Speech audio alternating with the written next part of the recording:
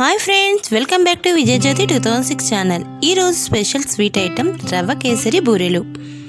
ఇవి పెళ్ళిళ్ళలో, పేరెంటాలలో ఇంకా ప్రసాదాలలో ఖచ్చితంగా ఉండే ఈ రవ్వ కేసరి బూరెలు చేయడం చాలా ఈజీ. కానీ బూరెలు గుండ్రంగా, అందంగా ఇంకా క్రిస్పీగా రావడం మాత్రం కొంచెం కష్టం. కానీ మన వీడియోలో చూపించిన టిప్స్ ఫాలో అయితే గుండ్రటి బూరెలు చేయడం చాలా ఈజీ అండి. అయితే మరెందుకు ఆలస్యం, వీడియోలోకి వెళ్ళిపోదాం. అయితే బూరెలు గుండ్రంగా ఇంకా క్రిస్పీగా రావడానికి బూరెలు బయట లేయర్కు కలిపే పిండి అనేది చాలా జాగ్రత్తగా చేసుకోవాలి. ఇంకా బూరెలు వేసుకునే విధానం కూడా చాలా జాగ్రత్తగా ఉండాలి. దీనివల్ల పిండి కూడా వేస్ట్ కాదు, ఇంకా గుండ్రంగా వస్తాయి.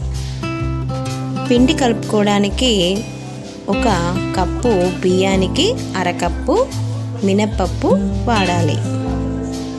ఈ రెండింటిని బాగా కడుక్కొని 5 నుండి 6 గంటల వరకు నానబెట్టుకోవాలి. నానిన ఈ మినప్పప్పు బియ్యం మిశ్రమాన్ని మెత్తగా గ్రైండ్ చేసుకోవాలి. నీళ్లు చాలా తక్కువ వేసుకొని గ్రైండ్ చేసుకోవాలి. చూడండి, ఈ విధంగా. ఈ బ్యాటర్ కన్సిస్టెన్సీ ఎలా ఉండాలంటే ఇడ్లీ రుబ్బులా ఉండాలి. ఇందులోని ఇప్పుడు ఒక చిటికెడు ఉప్పు, ఒక స్పూను పంచదార వేసుకుందాం. దీని వలన క్రిస్పీగా వస్తాయి. రవ్వ కేసరి చేసుకునే విధానం అందరికీ తెలుస్తుంది, అందుకే నేను దాన్ని వీడియో చేయలేదండి. కానీ ఒకసారి సింపుల్గా ఎక్స్ప్లెయిన్ చేస్తాను.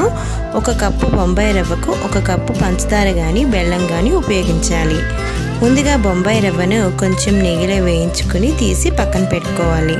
తర్వాత 2 కప్పుల వాటర్ని బాయిల్ చేసుకుని దానిలో వేయించుకునే బొంబాయి రవ్వను వేసుకుని ఉడకనివ్వాలి. అది ఉడికిన తర్వాత దానిలో షుగర్ని యాడ్ చేసుకోవాలి. ఆ రెండు బాగా కలిసిపోవాలండి. ఆ కన్సిస్టెన్సీ ఎలా ఉండాలంటే నేను వీడియోలో చూపించినట్లుగా డ్రై అయిపోవాలి. ఎందుకంటే వాటితో మనం బూరెలు చేసుకుంటాం కాబట్టి. అంటే బూరెలు చేయడానికి మనకు సులువుగా ఉండేంత వరకు మనం డ్రై చేసుకోవాలి. చివరిగా కొంచెం నెయ్యి, ఏలకల పొడి, నచ్చితే ఫుడ్ కలర్ కూడా వేసుకోవచ్చు. బూరెలు మంచి కలర్ఫుల్గా ఉండాలని ఫుడ్ కలర్ యూజ్ చేశానండి. మీకు వద్దనుకుంటే వేసుకోవద్దు. రవ్వ కేసరి ఈ విధంగా డ్రై అయిపోయిన తర్వాత స్టవ్ ఆఫ్ చేసేసుకొని చల్లారిన తర్వాత మనకి నచ్చిన సైజులో బూరెలు చేసుకోవచ్చు. చూడండి ఫ్రెండ్స్, ఈ విధంగా మనకు నచ్చిన సైజులో ఈ విధంగా బూరెలు చేసుకోవచ్చు. ఇప్పుడు స్టవ్ ఆన్ చేసుకుని ఒక కడాయి పెట్టుకోండి. డీప్ ఫ్రైకి సరిపడ్డ ఆయిల్ని వేసుకుని వేడి చేసుకుందాం. ఆయిల్ వేడెక్కిందో లేదో తెలుసుకోవడానికి పిండిని కొంచెం ఈ విధంగా వేసుకుంటే ఆయిల్ వేడెక్కిపోతే అది ఎలా పైకి వచ్చేస్తుందండి. దాన్ని మనం తీసి పక్కన పెట్టేసుకోవాలి. ఇప్పుడు మనం బూరెలు వేసుకోవడానికి ఆయిల్ రెడీ అన్నమాట. ఇప్పుడు బూరెలు ఎలా తయారు చేసుకోవాలో చూద్దామండి. మనం తయారు చేసుకునే బాల్స్ ఉన్నాయి కదా, వీటిని పిండిలో ఈ విధంగా ముంచుకొని మొత్తం అంతా పిండితోని కవర్ అయ్యేటట్టుగా తీసుకోవాలి. ఇది 3 వేళ్లతో తీసుకొని ఈ విధంగా వేయాలి. వేయడం వల్ల వేస్ట్ అనేది చాలా తగ్గుతుంది, ఇంకా గుండ్రంగా వస్తుంది. చూడండి ఫ్రెండ్స్, ఈ విధంగా చాలా జాగ్రత్తగా వేసుకోవాలి.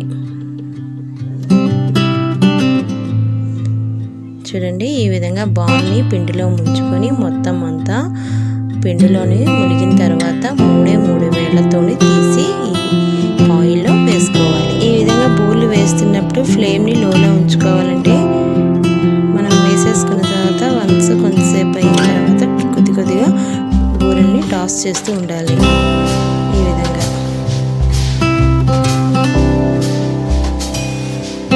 ఇప్పుడు ఫ్లేమ్ని కొంచెం మీడియంలో అడ్జస్ట్ చేసుకోవాలి. అడ్జస్ట్ చేసుకొని టర్న్ చేసుకోవాలి.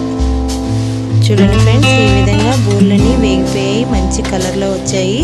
వీటన్నిటిని ఇలాంటి జానీల గరిటెతోటి నెమ్మదిగా తీసేసుకొని ప్లేట్లోకి వేసేసుకోవచ్చు. చూడండి ఫ్రెండ్స్, మనం అనుకునేటట్లుగానే గుండ్రంగా క్రిస్పీగా చాలా బాగా వచ్చాయండి. ఇంకా టేస్ట్ కూడా చాలా బాగుంది. మీరు కూడా నాలాగా ట్రై చేసి ఎలా వచ్చాయో కామెంట్లో పెట్టండి.